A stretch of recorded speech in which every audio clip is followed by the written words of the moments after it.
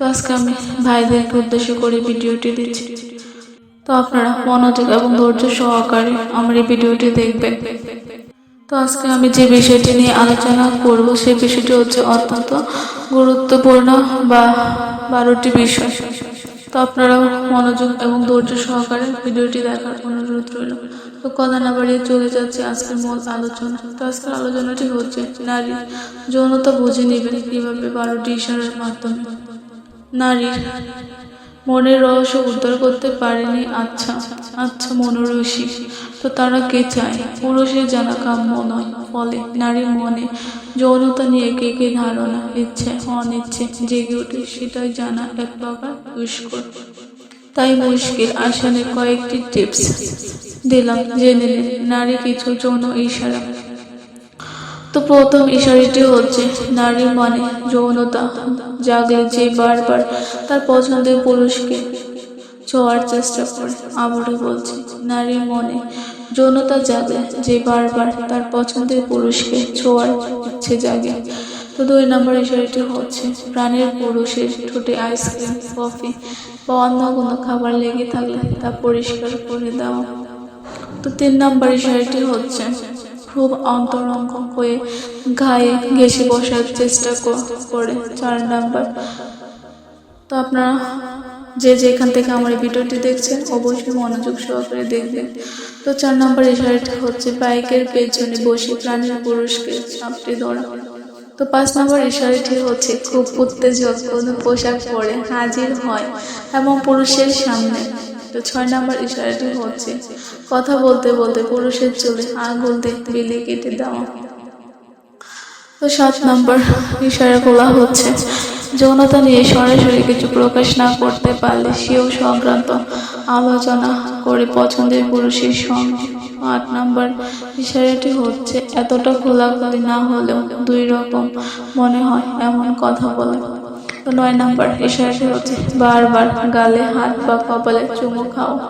তো 10 নম্বর ইশারাটি হচ্ছে রোমান্টিক আলোচনায় মেতে উঠে আলোচনার বিষয়বস্তু নরম থেকে গরম হয়ে উঠতে পারে। তো আমার 11 নম্বর ইশারাটি হচ্ছে পছন্দের পুরুষের সঙ্গে একান্তে রাত কাটাতে চায়।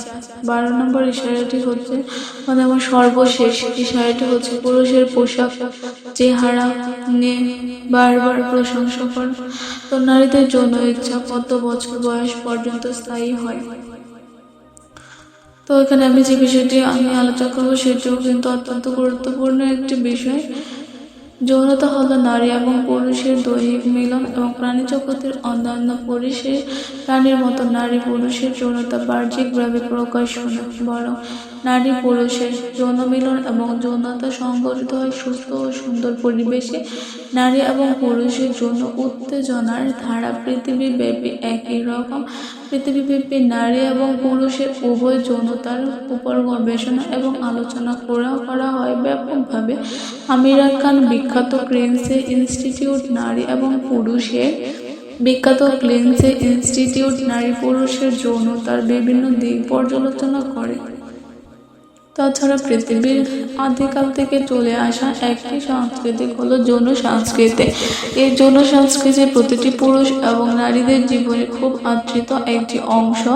নারীর সাথে পুরুষের দৈহিক মিলনের সময় নারী উত্তেজিত হয় এবং পুরুষের পাশাপাশিও যৌন উত্তেজনা আসে। পুরুষের স্পর্শের প্রথম থেকে নারীর ভেতরে যৌন উত্তেজনার সৃষ্টি হয়।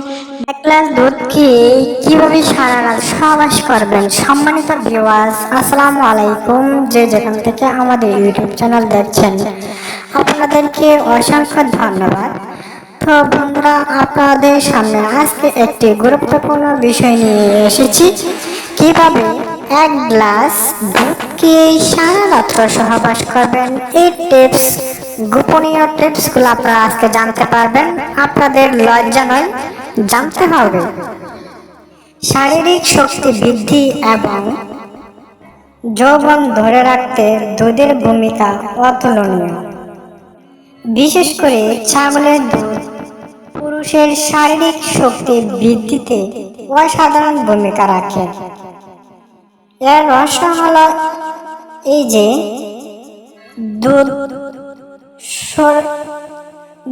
রতি শক্তি সৃষ্টি করে দেহে সুকষ্টতা দূর করে এবং দ্রুত হজম হয়ে খাদ্যের তল্লাশি বৃত্ত হয়ে যায়। বীর্য সৃষ্টি করে চেহারায় লাল বর্ণ তৈরি করে, দেহে অপ্রয়োজনীয় দূষিত পদার্থ বের করে দেয় এবং মস্তিষ্ক শক্তিশালী করে। সম্মানিত ভিউয়ার্স, আপনারা যারা এই ভিডিওটি শুনছেন বা দেখছেন, অবশ্যই আপনাদের জন্য যে টিপসটা রয়েছে আপনারা আশা করি মনোযোগ সহকারে শুনেছেন এবং আপনারা জানতে পারেন যে ছাগলের দুধ খেতে কেমন এবং আসলে যে ব্যাপারটা কেমন জানি লাগে। তো আপনারা যে ছাগলের দুধের মধ্যে বিশাল পুষ্টিজনক রয়েছে, আপনারা সেটা ব্যবহার করতে পারেন। তাহলে ইনশাল্লাহ দেখবেন যে আপনি সারা রাত কিভাবে আপনার স্ত্রীর সাথে কিভাবে সহবাস করতে পারেন এবং আপনার স্ত্রীকে বলবেন যে সময় আপনি দুধটা পান করেন সেই সময় দুধটা গরম করে খাবেন, তাহলে আপনার শরীরে ভালো এনার্জি আসবে এবং শক্তি থাকবে। তো ভিউয়ার্স, আপনারা যারা শুনছেন আমার ভিডিওটি যদি ভালো লাগে তাহলে চ্যানেলটি সাবস্ক্রাইব করবেন এবং ভিডিওতে একটি লাইক দিয়ে রাখবেন। তো আমার গুরুত্বপূর্ণ আলোচনা আমি এখানে শেষ করছি। আল্লাহ হাফেজ। আসসালামু আলাইকুম ওয়া রাহমাতুল্লাহি ওয়া বারাকাতুহু। বিসমিল্লাহির রহমানির রহিম।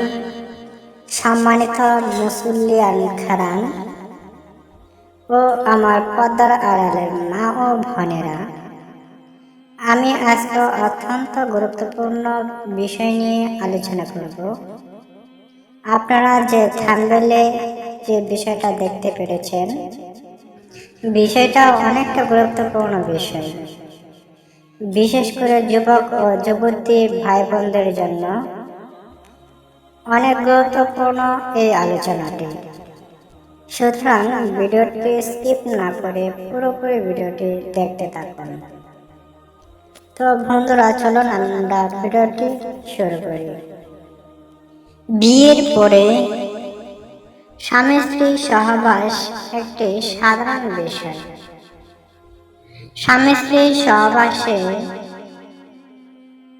মাধ্যমে বন্ধন মজবুত হয়, ভালোবাসা গভীর হয়। কিন্তু এই সহবাস কখনো কখনো উল্টা হয়ে যায়। আনন্দের পরিবর্তে স্ত্রী অনেক কষ্ট পায়। কিন্তু সেটা কেন? বন্ধুরা, ভিডিওটি দেখতে থাকুন, স্কিপ না করে। আপনারা উত্তর পেয়ে যাবেন। আপনি যখন আপনার স্ত্রীর সাথে সহবাস করবেন, একদম তাড়াহুড়া করবেন না। সে কিন্তু আপনার স্ত্রী। আপনি যেভাবে ইচ্ছা আপনি সেভাবে করতে পারবেন। সুতরাং সহবাসের সময় আপনার স্ত্রীকে উত্তেজিত করুন, তাকে বিভিন্নভাবে দুর্বল করুন। 10 থেকে 15 মিনিট তার সাথে মেশামেশি করুন। তার সমস্ত শরীরে হাত বুলিয়ে দিন। দেখবেন সে সহবাসের জন্য উত্তেজিত হয়ে গেছে বা আগ্রহ হয়ে গেছে। আপনি তখন না চাইলেও সে কিন্তু তখন জোর করে করতে চাবে।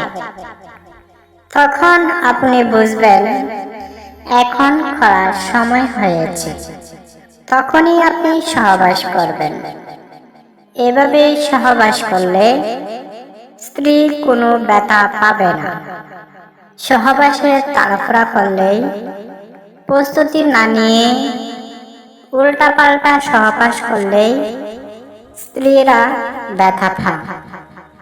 এই জন্যই আমাদের স্মরণ রাখতে হবে, অবশ্যই মাসিকের সময় সহবাস করা যাবে না।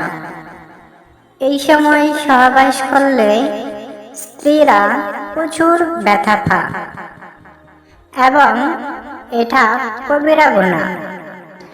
আমরা এ থেকে সতর্ক থাকব।